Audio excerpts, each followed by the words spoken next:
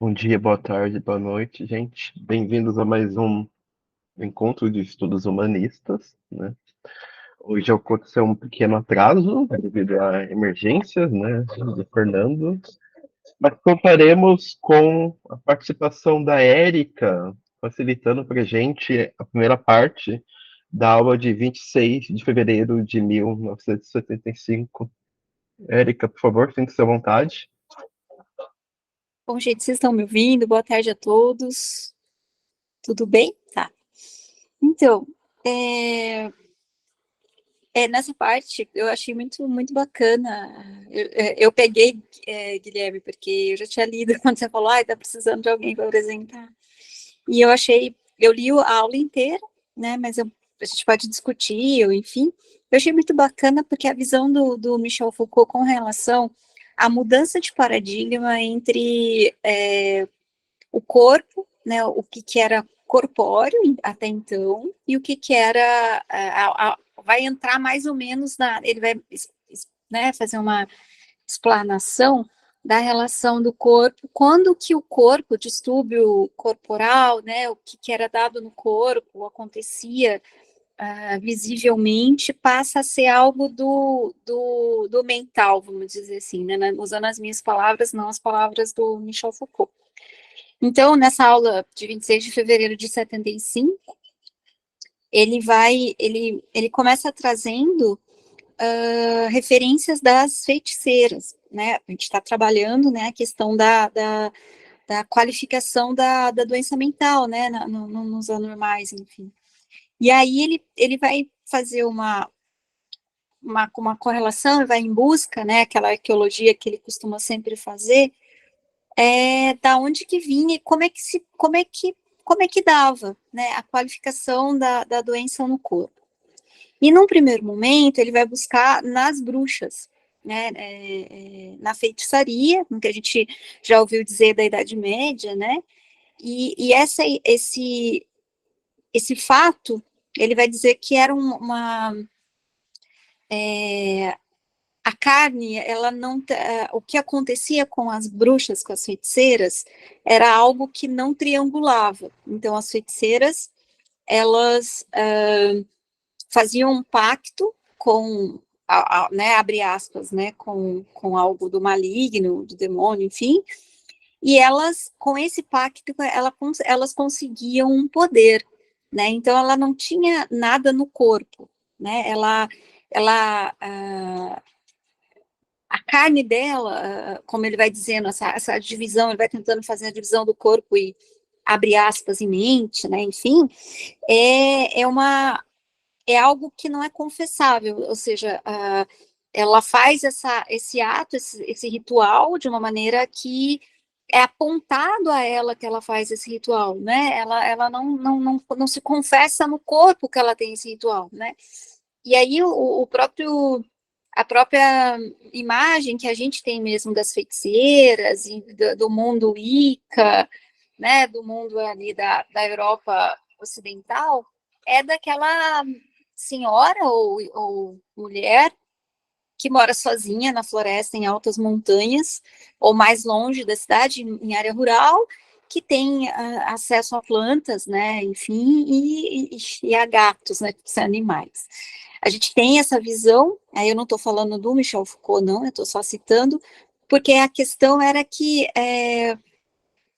a carne não aparece, ele vai dizer isso, né, em algum momento, né, que a regra é um mecanismo de não triangulação, ela é apontada, ela faz um pacto, e esse pacto não quer dizer que ela fez, né, é apontado por outro, né, no caso a Inquisição e a Igreja, o poder da Igreja Católica. E na página, eu estou seguindo aqui, porque eu fiz umas marcações, na página 257, quem tiver aí com o PDF, eu estava atrás do meu livro, que estava todo marcado, mas não achei, ele vai dizer no finalzinho do primeiro, né, da continuação do parágrafo da página 256, né, a carne é o que nomeia, a carne é aquilo que se fala, a carne é o que se diz, a sexualidade é essencialmente no século XVII, e ainda será no século XVIII, XIX, o que se confessa, não o que se faz.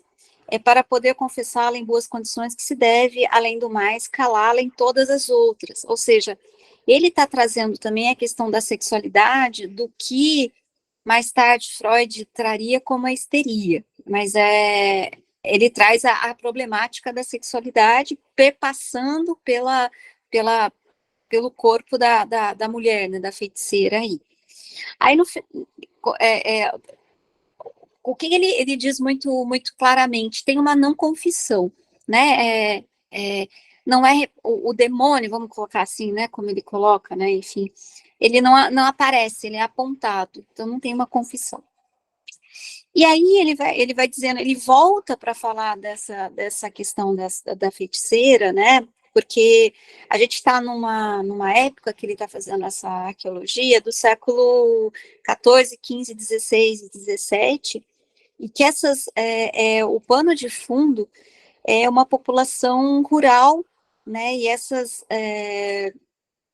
aonde acontece as possíveis feitiçarias é numa área rural, não é numa área urbana, né? Então, por isso que a própria feitiçaria, ele vai mostrando que ela vai se movimentando, né, a partir dos tempos, mas assim, se movendo para onde que ela vai, e a linguagem, a narração, a narrativa da igreja, mas a prática era uma prática de meio rural, e era uma prática que demorou para acabar, né? Ela não acabou quando a igreja modificou com o Concílio de Trento, que ele cita aqui, e ela vai permanecer, mas de uma outra forma. Então, ele vai dizer que ele está aí fazendo uma arqueologia né, do que seria, né, a doença, a passagem abre aspas,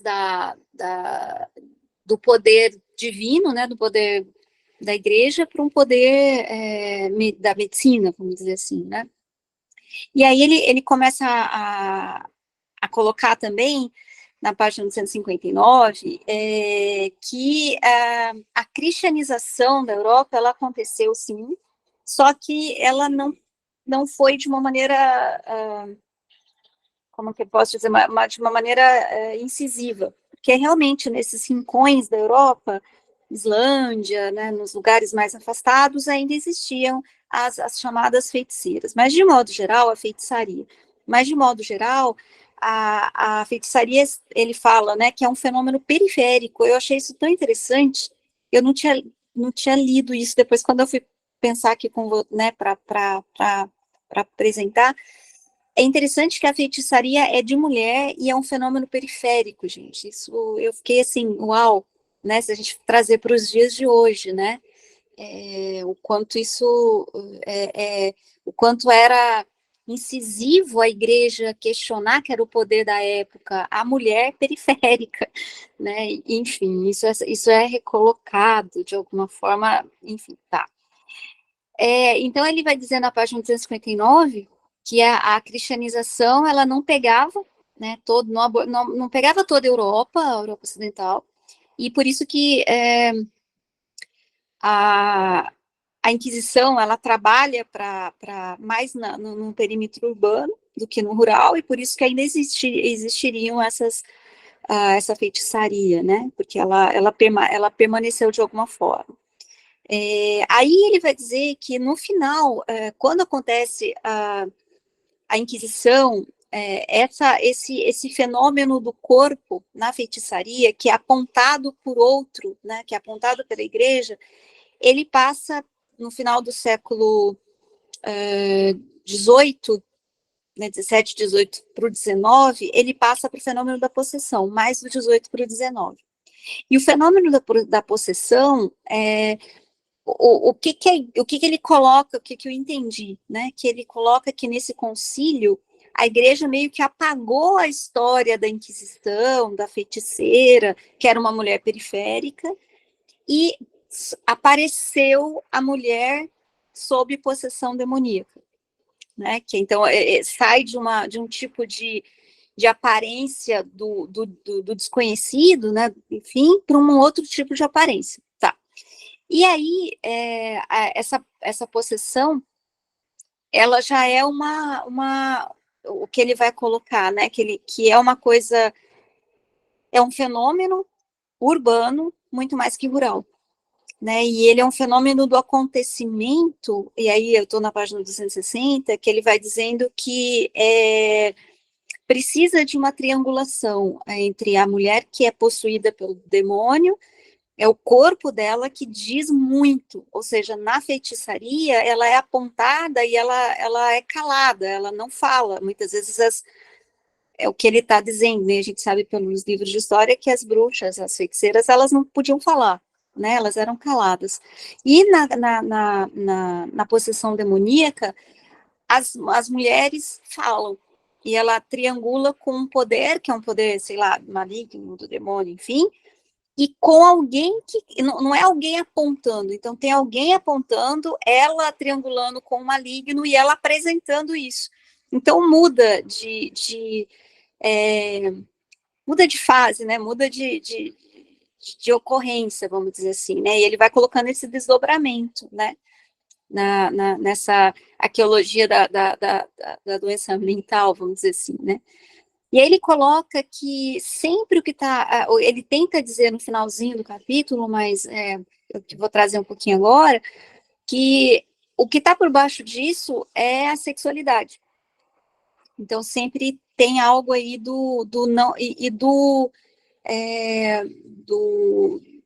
incisivo, do não receber ordens, né, do não concordar com o que está sendo dado, com o que está sendo proposto, né.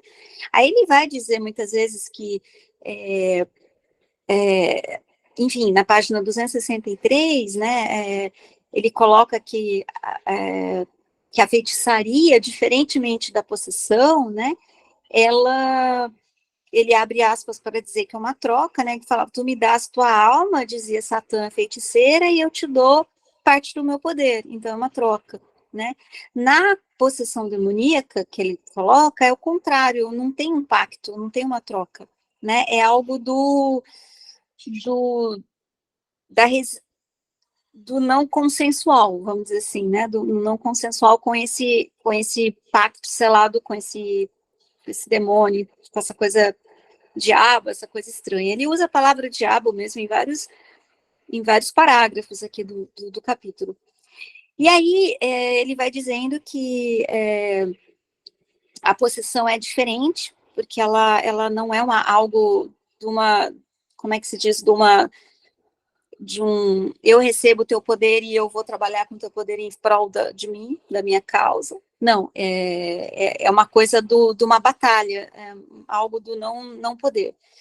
E é uma batalha que é uma batalha com esse demônio, esse diabo que ele coloca, Beelzebub, enfim, já coloca aqui também, mas é uma batalha carregada de desejo, né? Então, o que carrega essa batalha dessa possessão é o desejo de não estar ali, é o desejo de não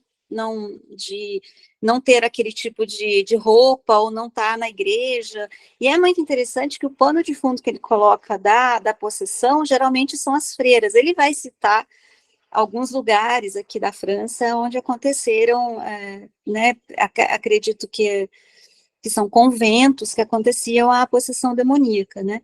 E é mais numa área urbana, né? Não só em conventos, mas numa área urbana, com a presença muito grande dessa igreja católica, né? Incisiva, de certa forma. E aí começa aquelas questões dos exorcismos, né? Que, enfim, que Freud vai chamar de histeria, mas a gente está falando aqui do nascimento dos anormais, entre aspas. E aí a idade, vamos falar assim, esse período, ele vai ser terminado, eu acho que é mais interessante a gente falar assim, antes de falar nisso, ele fala que é muito diferente o corpo da possuída, porque é um teatro, né? Enquanto a feiticeira, ela não está ali para atuar, ela está ali para o não dizer, né, para o não teatro, a possuída faz um teatro muito grande, né? E aí ela coloca que depois do teatro, né, depois da possuída, começa a aparecer, Foucault diz, a convulsão, que faz parte do teatro em algum momento, ou era pós-teatro, ou algumas pessoas apareciam a convulsão. E é nessa parte que a convulsão do debate do corpo, da possuída, que ele vai dizer na página 269, que é uma performance física, né, uma performance aparente, é uma performance de blasfêmias e episódios de batalha, de não querer estar, da não permanência, da não presença, e do apagamento da consciência dessa pessoa que está nessa convulsão, né? E aí que entra nos estudos do Foucault, que é onde que rompe com os laços religiosos, porque aí vai se buscar na medicina, que já estava bem desenvolvida nessa área, a área da medicina, não a área de neurodesenvolvimento ou psiquiatria, mas vai se buscar por que essa pessoa ela tinha esse tipo de comportamento. Então, é um rompimento entre a igreja, que até então ditava ordens e dizia, para a área da medicina, né? E aí ele coloca que essa história das relações com o corpo é uma história de mecanismos de poder, né? E é uma relação com o corpo que vai mudando, é uma narrativa que vai mudando pelos poderosos, né? Então, num primeiro momento era a mulher ou o homem, não eram só mulheres, né? Enfim, vale dizer que eram mulheres e homens que estavam com um pacto com esse diabo, né? E elas não falar e só não apresentar outros tipos de comportamento, elas eram apontadas. Mas elas faziam esse pacto de um bom grado, né? E tudo bem. Num outro momento, eram mulheres, aí ele cita nos conventos, 2 conventos que ele cita no capítulo, que eram mulheres do caso de Londum, que é um dos conventos, que elas não. O que passa, que fica para mim, é que elas não queriam estar ali. Então, elas entram numa questão psicossomática, até, como a gente falou na semana passada, né? E elas entram em convulsão. E aí a palavra convulsão é nesse corte entre a Idade Média, né, agora, né, o século XVIII, né, para XIX, enfim, que começa, principalmente do XVIII, que começa essa coisa da entrada da medicina para trabalhar o que seria essa convulsão, e a igreja sai do ato, né? Ela sai como a principal, sei lá, mantenedora da ordem da situação ali, né? É como se passasse isso para a igreja. E aí ele diz que eu achei interessante, né? Eu até vou ler aqui, está na página 272, no comecinho do primeiro parágrafo. Ele diz assim: mas acho que podemos dizer o seguinte: até o século XVI, a possessão, sem dúvida, nada mais era que um aspecto da feitiçaria. Depois, a partir do século XVII, o que tudo indica, a partir de 1630, 1640, pelo menos na França, uma tendência da relação inversa, isto é, a feitiçaria vai tender a não passar de uma dimensão e nem sempre presente da possessão. Ou seja, ele vai meio que cortando mesmo, ó, a feitiçaria vai até aqui, depois vem a possessão, depois vem a convulsão, que é o adoecimento mental, né? Eu achei bem interessante como é que ele fala. E aí, passando um pouquinho mais para frente, a grande questão, por ele trazer a questão da sexualidade, é o que ele em algum momento vai falar que é governar a carne. E tanto a igreja quanto a escola, aí vamos falar assim do que a gente já sabe de Michel Foucault, tanto a igreja, como a escola, como o hospital, como a prisão, né, ela governa a carne. Ela pode não governar o seu subjetivo, mas a carne, ela governa. E começa daí, do governar a carne, que é bem bem da Idade Média mesmo, né, do não ter prazer, aceitar, né, ter métodos de moderação na fala, de se colocar em sociedade. E ele vai colocando sobre isso, que no fundo a grande questão, e aí de outro livro do Foucault que eu estou lembrando aqui agora, é justamente da sexualidade, por quê? E por que a mulher, a questão da sexualidade pega tanto, né? Porque por conta dos orgasmos. Ele vai terminar o capítulo dizendo isso, né? Eu estou indo lá na frente, né? Porque o orgasmo feminino é algo do incontrolável. Então, o homem não controla, e a igreja e os poderes são poderes masculinos, a gente tem que pensar até então. E ele vai dizer que as convulsões, aí quando corta para convulsão, tipo, começa uma possessão demoníaca, sou o diabo, não quero estar ali, aquelas coisas lá do exorcista que a gente já viu em cinema, passa para o padre junto com um médico, né? Não é um psiquiatra ainda, mas um médico. E que depois do século XVIII, XIX, a gente sabe que vai vir os psiquiatras por aí. E aí é sempre o controle da carne, né? Ele usa a palavra carne como corpo, né? Mas é sempre o que está por trás disso é o controle dos corpos, né? Então, a igreja, as prisões e esse micropoder que a gente... A família também, né? Que a família também é um controle de corpos, de qualquer forma, né? A família nuclear, mãe, filho, mãe, pai, filho, né? Nesse sistema que eu estou falando, não todas as famílias que a gente quer que aconteça de verdade. Tá. E aí ele vai indo, em algum momento ele vai falando sobre a sodomia. Eu achei, só mais umas do quanto Foucault nossa, é muito intelectual, né? Ele foi buscar muitas coisas, aí fala da sodomia, do sexo anal, em algum momento aqui, né? Do que era esperado do sexo, e o quanto que esses, abre aspas, os pecados, né? E aí ele vai falar das confissões, o que os padres tinham que perguntar para não serem afetados pelo demônio, alguma coisa desse gênero.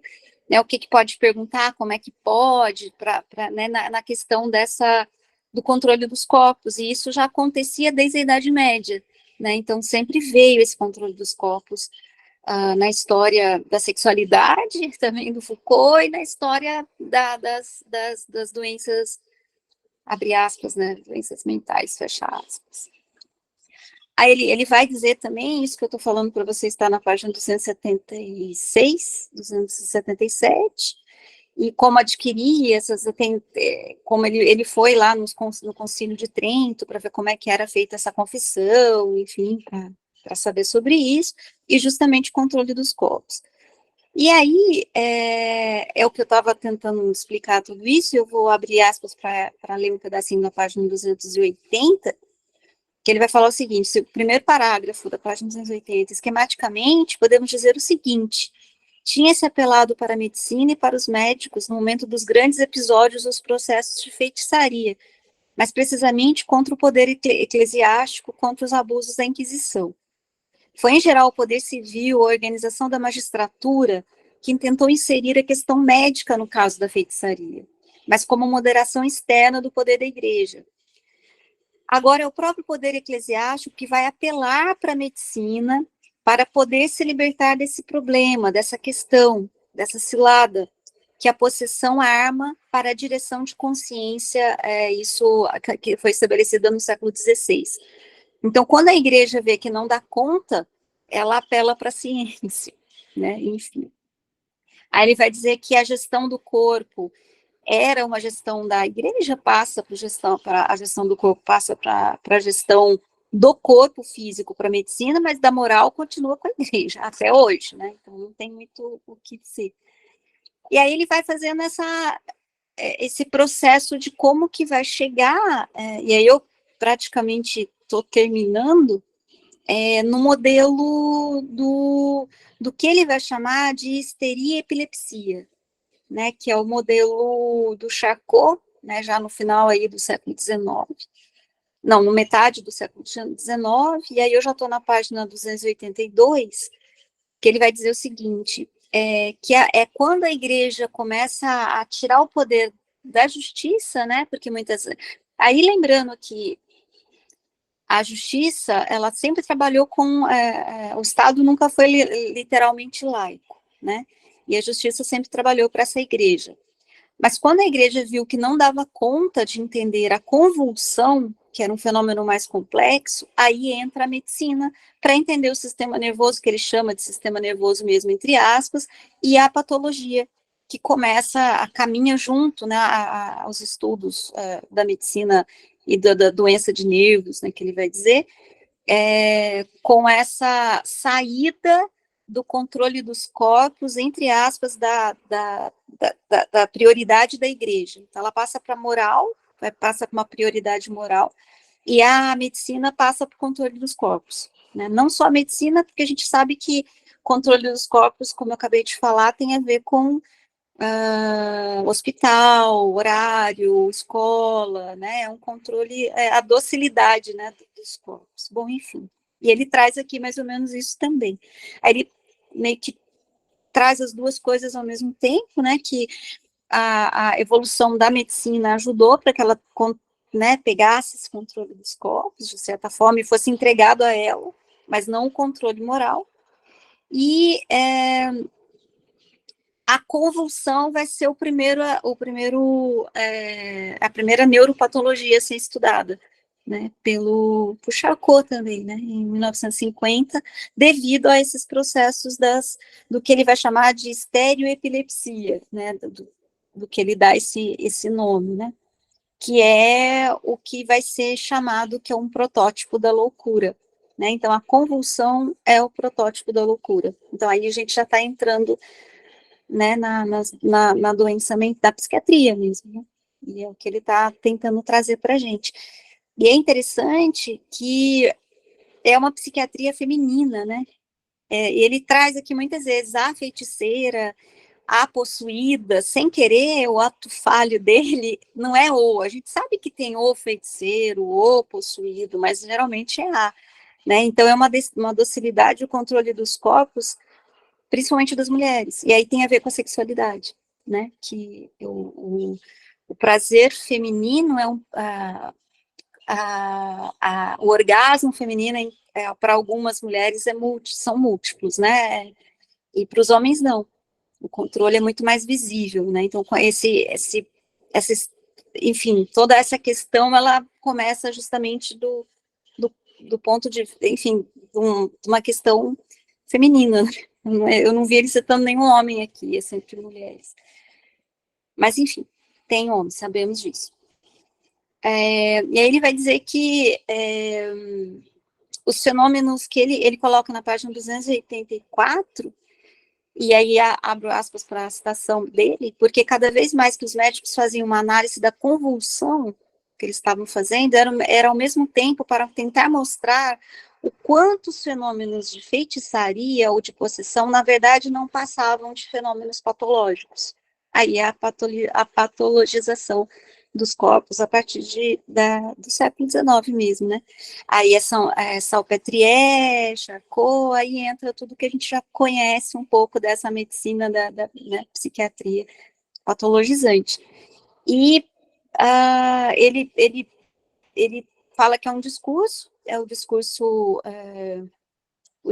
eclesiástico passa para o discurso disciplinar e educacional, né, e moral menos, assim, mas o moral no sentido de o discurso ele começa a fragmentar, enquanto até 1750 era só a igreja que mandava, inclusive até para acionar a justiça, com relação a fenômenos assim nesse nível, né? Tipo, o caso daquelas duas crianças que na França tem até um filme, Madame Papi, eu não lembro o nome direito, mas é um filme que fala que duas crianças tiveram um surto e mataram uma mulher.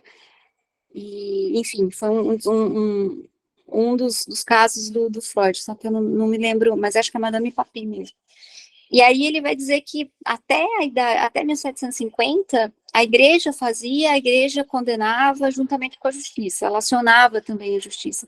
A partir do momento que entra a separação do corpo com o mental, vou usar essa palavra entre aspas, que é a partir do desenvolvimento da medicina, e a entrada, o chamamento da igreja para essas coisas que não conseguiam entender e não tinham controle, aí começa essa divisão entre corpo e mente, né, e é bem injusto com o desenvolvimento bate com o desenvolvimento da neurociência e com o desenvolvimento da psiquiatria.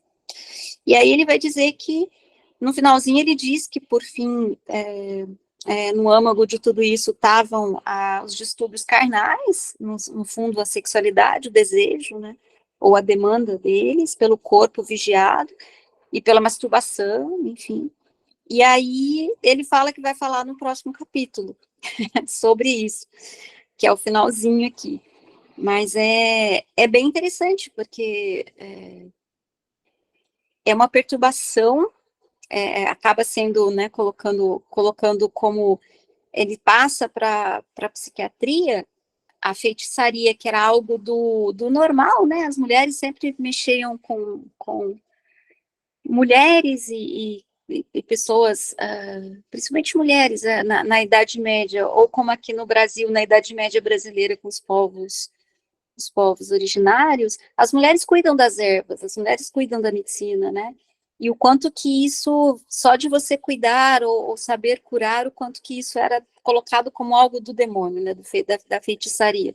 Tá, beleza. Depois passa para a possessa, né? A pessoa que não queria estar ali, estava muitas vezes num convento, não queria estar ali, ela psicossomatiza, e aí ela não queria estar ali, e aí passa a vontade dela de não estar ali, aí a psiquiatria passa a entender, né? No finalzinho ele vai dizer isso, que está errado, é patologizar o cotidiano, né? E principalmente calar, né? Calar quem está querendo dizer do diferente, né? Quem quer algo do anormal aí, daí talvez sejam os anormais. Eu acho que é isso, gente. Meio que não sei se foi muito rápido, não sei se vocês leram, mas eu tô aí pra gente trocar visões. Queria agradecer a você, Érica, né, pela facilitação majestosa, né? Acabou fazendo o capítulo inteiro. Isso! Aí não dá pra parar no meio. Eu falei, se puder interromper, deixa ela continuar, né? Mas então, gente, tá aberto o espaço para trocas. Fazendo o papel do Fernando, por favor, escalem antes que a minha ansiedade fale mais alto e eu comece a desembocar a falar, por favor.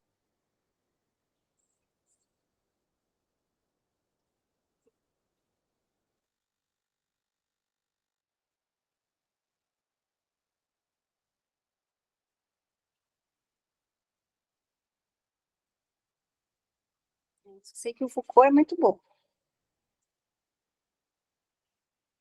Aí ele vai trazer no próximo, na aula de 5 de março de 75, a questão do discurso da psicopatologia sexual, né? Que no fundo ele vai dizer que tem a ver também, né? Com relação a poder do corpo, né? O poder dos corpos. Até hoje tem isso tudo aí. Não vejo muita diferença, mas enfim.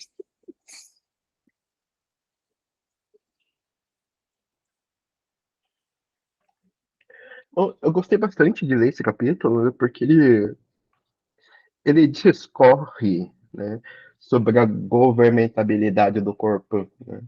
O corpo é um lugar a ser governado, né? Em outra condição, né, se a gente for pegar e ler alguns outros livros do Michel Foucault, por exemplo, o governo de si e dos outros, né?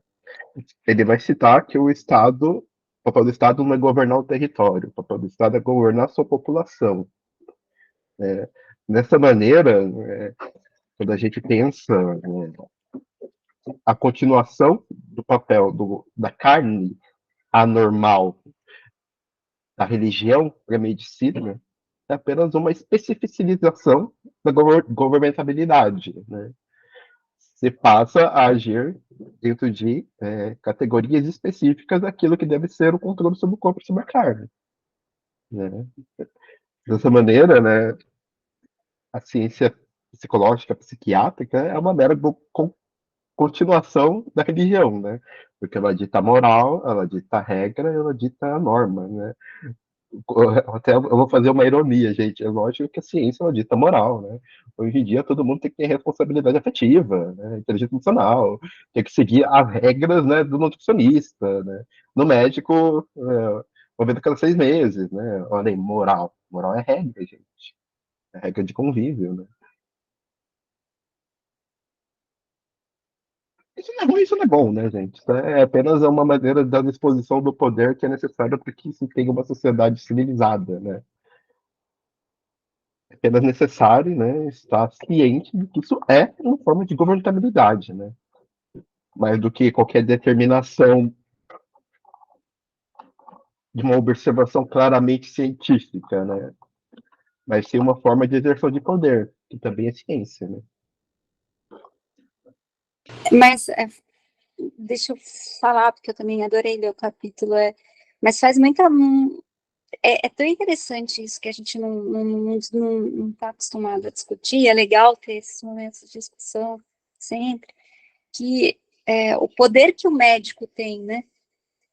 Quem sabe sobre o seu corpo é você, né? Aqui hoje, né, a gente.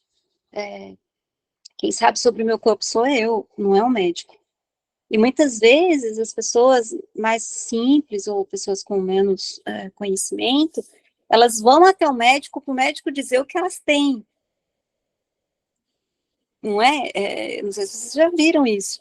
Ah, eu vou no médico para ver o que eu tenho. Ela não consegue nem sentir o corpo. É sério isso, gente. É muito sério. E parte do princípio de que o ser ele é um ser patológico e que, né, isso não existe o corpo, não existe o ser, existe o patológico e isso é dado pelo médico, né? O médico, ele não sabe do ser, ele sabe da patologia. E o quanto isso ecoa até hoje, né? O quanto isso está ecoando. É como se a gente não fosse um ser, a gente é a patologia, né? E o quanto confunde também, né? O que a gente já vem falando nesses encontros da gente mesmo que está vindo. Mas é grave isso. E quando a gente lê o Foucault, você fica cada vez mais espantado. Fala, a gente não mudou muito. O que fazer, né? E pensar na despatologização mesmo, pensar na, na redução de danos, enfim. Eu gostaria de citar uma parte que está na página 183, né? A carne convulsiva é o corpo atravessado pelo direito de exame. O corpo submetido à obrigação da confissão exaustiva e o corpo eriçado contra esse direito de exame, eriçado contra essa obrigação da confissão exaustiva. Gente, o adoecimento é uma revolta.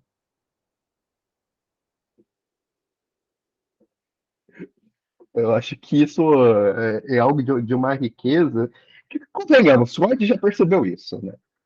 Não vamos falar.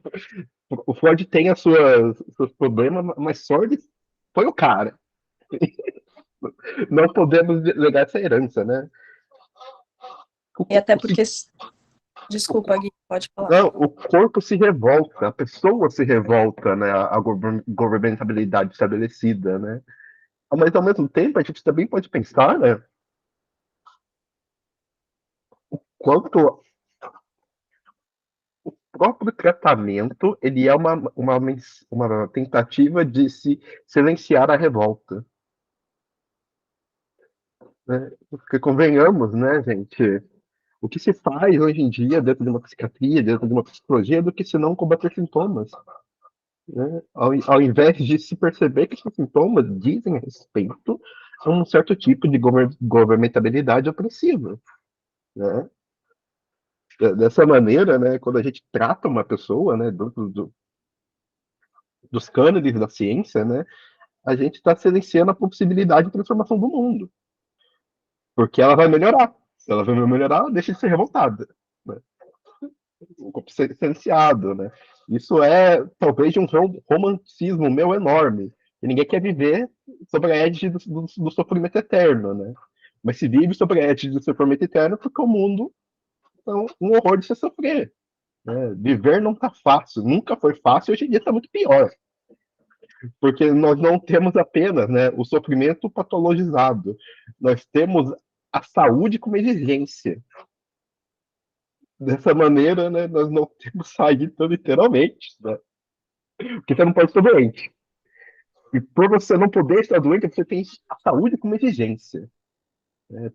O famoso psicoterapia em dia. Gente, que coisa doida é essa, né? Psicoterapia em dia. E isso implica, né, um certo esforço do corpo, que é a própria governamentalidade, né? Que vai deixar ele cansado, sem saída, sem orientação, exausto. Porque ele tem que estar saudável. Olha aí novamente a moral. Moral da saúde. Saúde essa para atender um mecanismo gigante de produção, né? Até esse corpo, que somado a um outro corpo, precisa dar bom para gerar um corpo que vai ser produtivo também, né? Em termos de intelecto. Tem uma. Como que é o nome dela? Margaret Rabo, eu acho. Ela é uma super bambambam de Foucault. Depois eu vou mandar uma palestra dela.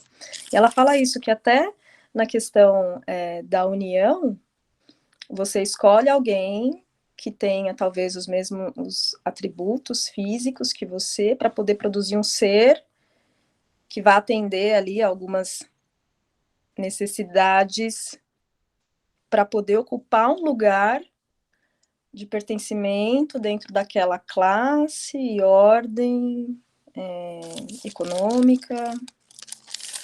É muito louco isso. A realeza, né, gente?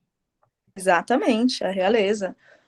Você não mistura, porque se você continua nessa reprodução, esse controle e esse poder, ele permanece.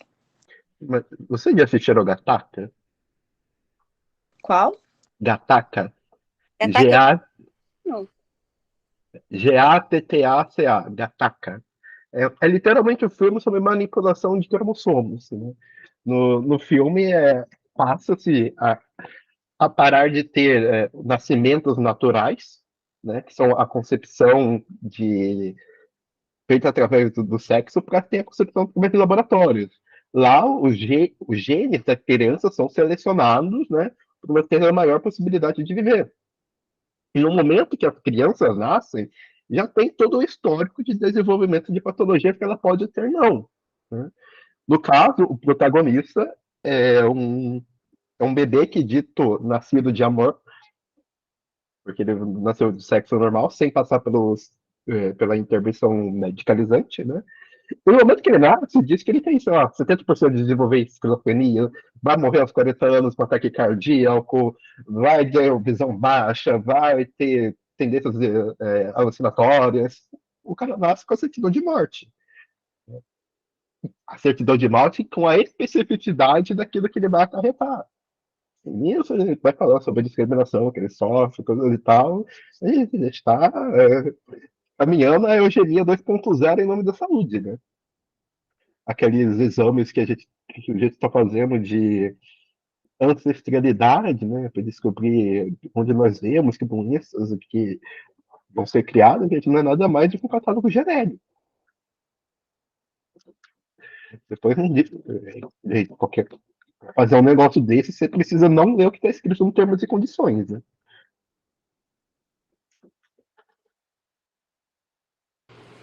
Mas é bem isso mesmo. E é o que o Foucault vai dizer na História da Loucura, né?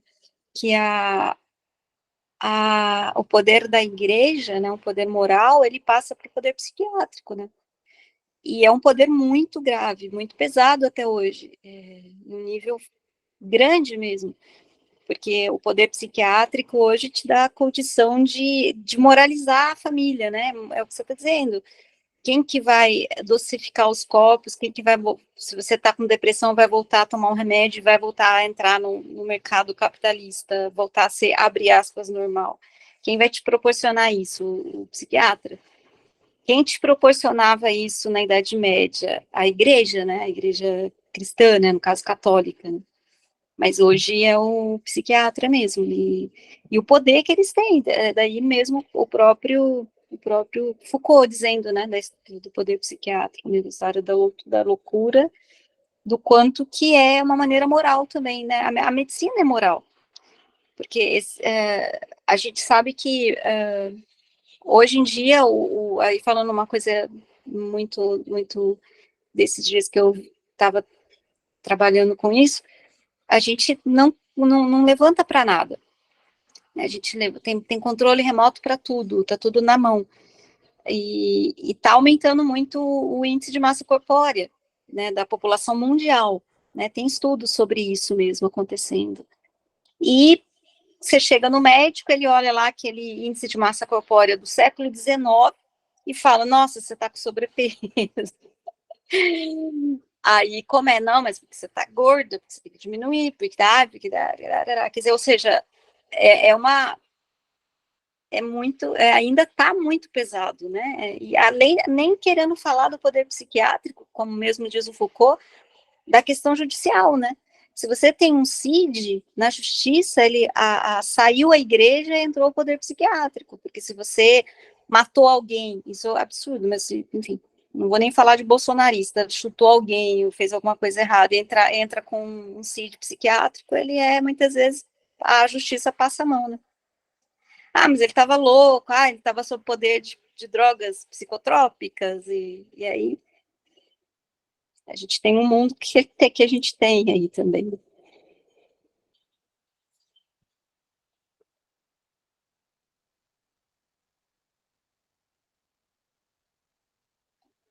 Né, sem falar, né? Valida o poder psiquiátrico.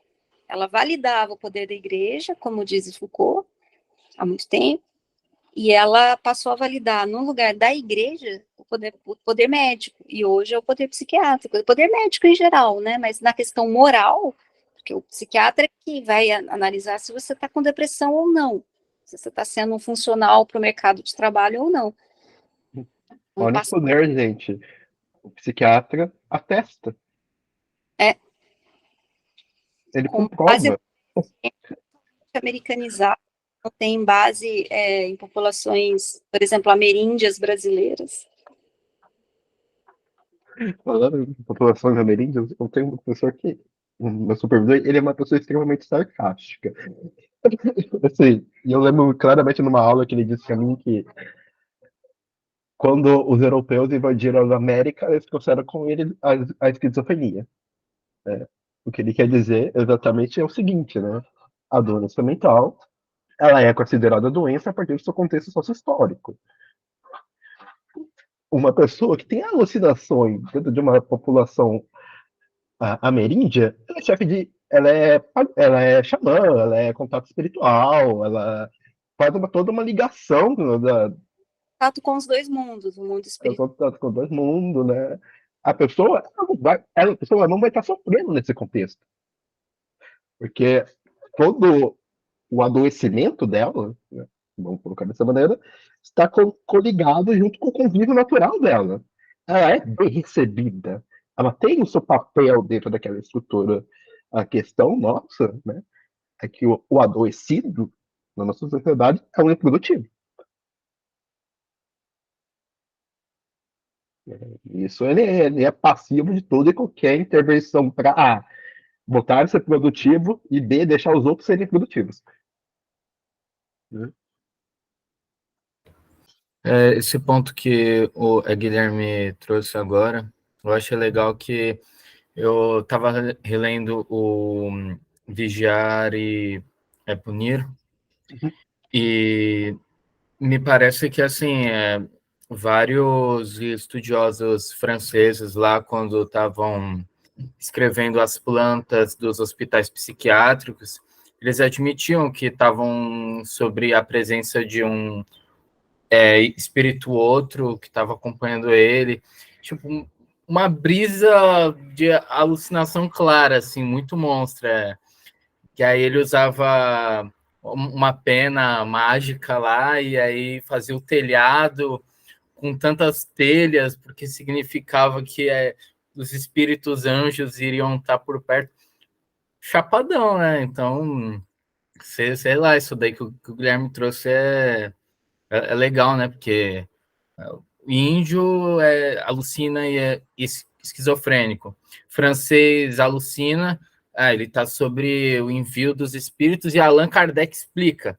Então, cada país tem o teórico que merece. É meio tenso isso, né? Porque Brasil, a gente ganhou o Pinel. Na França, eles ganharam Allan Kardec.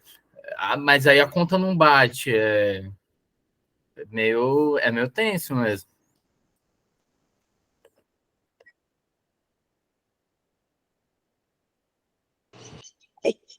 Deixa eu dar um pitaco.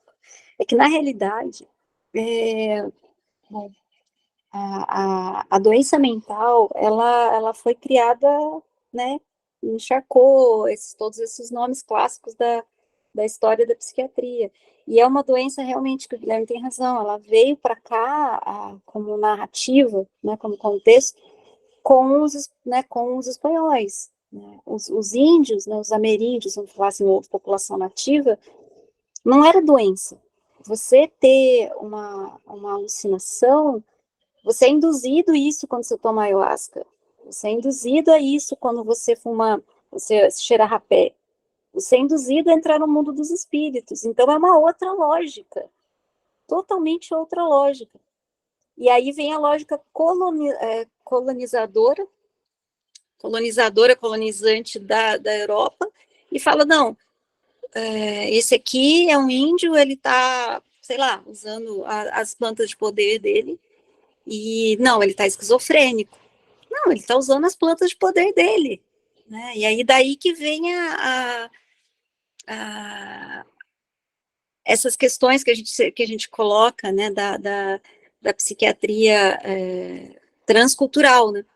A psiquiatria transcultural, porque não é uma psiquiatria. O DSM ele serve muito para americanos e europeus, para africanos e população africana nativa e brasileiros, população nativa brasileira, seja ela quilombola ou de origem ameríndia, não serve, como no Peru, na Bolívia, na Venezuela, não serve. E a gente não faz esse olhar, né? E o que tem gente fazendo, né? Claro que tem. Mas é algo do imposto, né? E isso é muito ruim, isso é horrível. Né? Porque é algo não, você tem tais e tais sintomas, você tem isso. E não é bem assim. Baseado em quê? Nessa colonização da doença mental também, pra gente.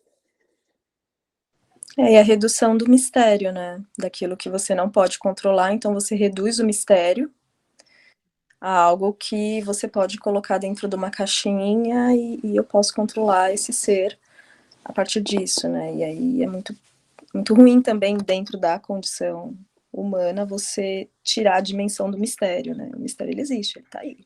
E aí vem a ciência, não criticando a ciência, mas também criticando, né? Porque reduz. Acho que é toda essa questão, né? Reduzir para controlar e governar, né? A Total. questão é que a gente está reduzindo a vida à ciência, né? O que é um outro problema. Porque, como já foi nos avisado pelo Nietzsche, né?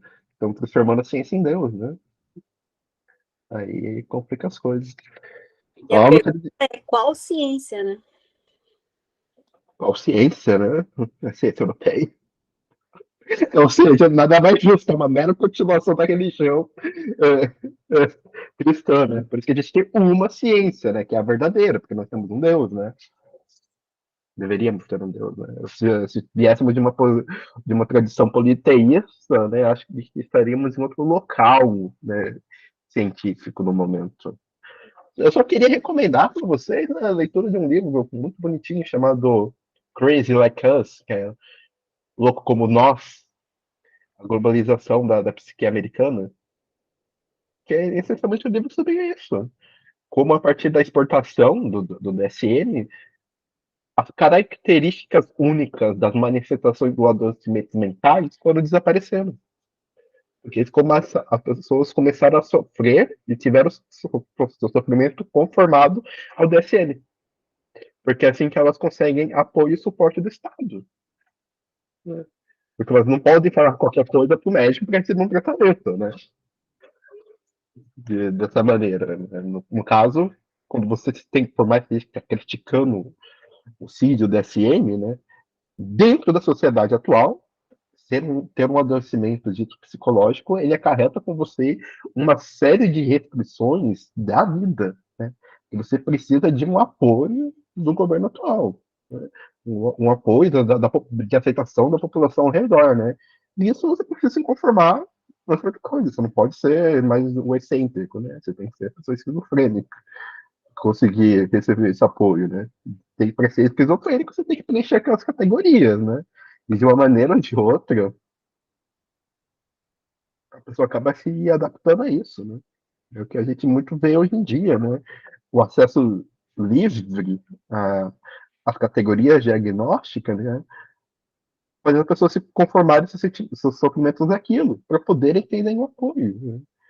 O diagnóstico dentro da psiquiatria, da psicologia, ele é extremamente complicado.